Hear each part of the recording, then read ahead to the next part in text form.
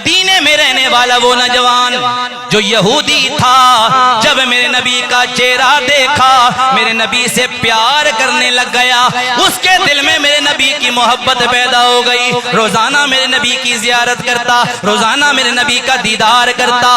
کچھ عرصہ گزرا، کچھ عرصے کے بعد کچھ دنوں کے لیے نبی کا دیدار نہیں ہوا، نبی کی زیارت نہیں ہوئی۔ نبی کی زیارت سے محروم رہنے کی وجہ سے تڑپتے تڑپتے بیمار ہو گیا۔ جب بیمار ہوا چارپائی پہ پڑا ہے، طرح طرح کے طبیب بلائے گئے کہ اس کا مرض چیک کرو، اس کی بیماری معلوم کرو، کس بیماری میں مبتلا ہے۔ سارے طبیب چیک کرنے کے بعد، معلوم کرنے کے بعد یہی کہتے ہیں ہم نے بڑی کوشش کر لی ہے لیکن اس کی بیماری ہمیں پتہ نہیں لگ رہی کہ اس کی بیماری کیا ہے۔ یہ کہنے کی دیر تھی، وہ نوجوان بولا یہ کوئی عام بیماری نہیں ہے، اس کا علاج تمہارے پاس نہیں ہے، اس کا علاج میرے محبوب کے پاس ہے۔ گویا کہہ رہا ہو ٹونے دے دوائیاں میرے یار رہنے دے، آقا دے بیمارانو بیمار رہنے دے۔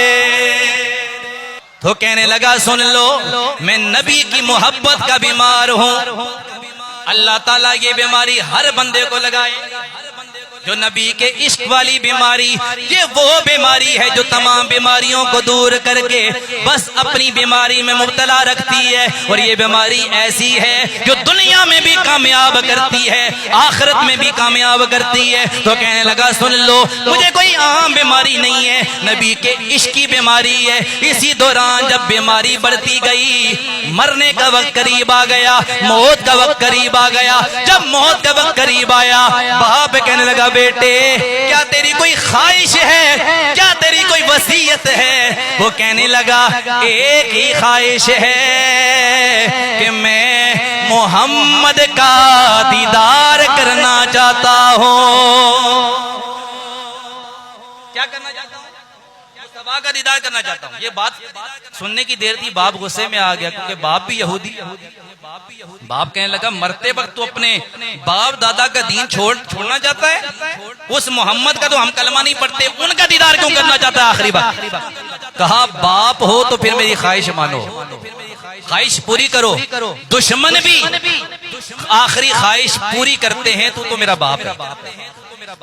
جب بیماری بڑی تڑپنے لگ گئے، مرنے کا وقت قریب آیا، کہنے لگے میرے باپ، اے میرے والد گرامی، میری آخری خواہش یہ ہے میں نبی کا دیدار کر لوں، میں نبی کا دیدار کرنا چاہتا ہوں۔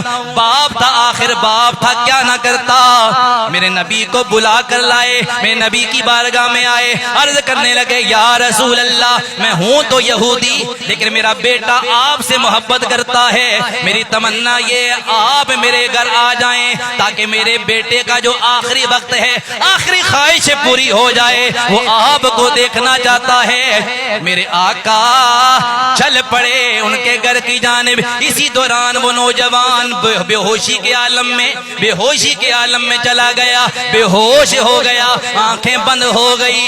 اسی دوران جب میرے آقا ان کے گھر میں تشریف لے گئے، میرے نبی نے ان کے گھر میں قدم رکھا۔ قدم رکھنے کی دیر تھی، میرے نبی کے قدموں کی برکت سے، میرے نبی کی خوشبو سے، میرے نبی کی مہکتی مہکتی خوشبوؤں نے پورا گھر معطر کر دیا۔ اس نوجوان کی آنکھیں کھل گئی، میرے نبی کو دیکھنے لگ گیا، میرے نبی کی زیارت کرنے لگ گیا۔ میرے نبی نے فرمایا اے نوجوان تو مجھ سے محبت کرتا ہے اور میں یہ چاہتا ہوں مجھ سے محبت کرنے والا جہنم میں نہ جائے۔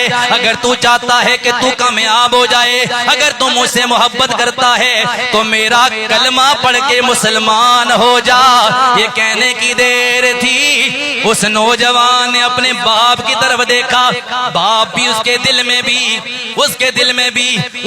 میں بھی محبت پیدا ہو گئی۔ کہنے لگا بیٹا جیسے یہ کہتے ہیں کر دے۔ یہ کہنے کی دیر تھی، اس نوجوان نے میرے نبی کے چہرے پہ اپنی نظریں جمائی اور زبان پہ جاری ہو گیا لا الہ الا اللہ محمد الرسول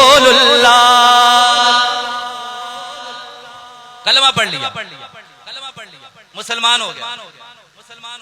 کلمہ پڑھتے ہی روح قبض ہو گئی, روح پرواز کر گئی.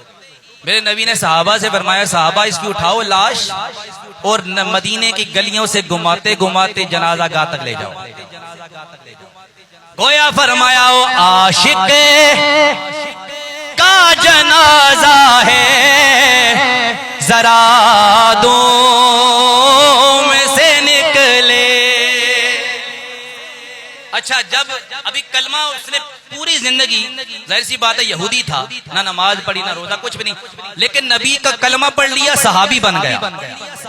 اب وہ صحابی ہونے کی وجہ سے غوث پاک سے بھی افضل ہو گیا, حضرت داتا علی حجویری سے بھی افضل ہو گیا, خواجہ معین الدین چشتی اجمیری سے بھی افضل ہو گیا, تمام بڑے بڑے جو ولی ہیں ان سے افضل. کیوں؟ فرمایا اس لیے کہ اس نے نبی کا چہرہ دیکھا اور ایمان لے آیا.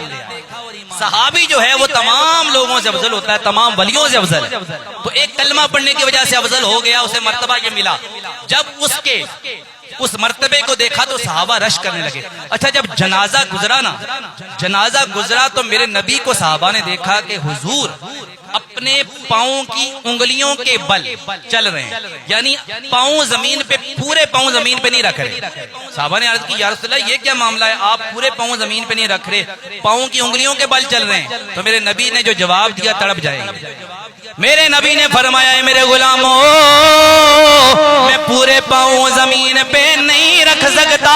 اے میرے آقا وجہ کیا ہے؟ میرے نبی نے فرمایا وجہ یہ ہے کہ میرے اس غلام کے جنازے میں اتنے نورانی فرشتے آ گئے ہیں کہ پاؤں رکھنے کی جگہ ہی نہیں مل رہی.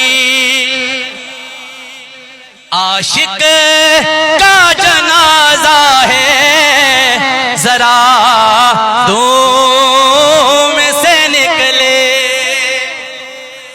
عاشق کا جنازہ ہے ذرا دوں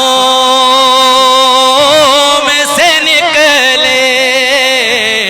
محبوب کی گلیوں سے, محبوب کی گلیوں سے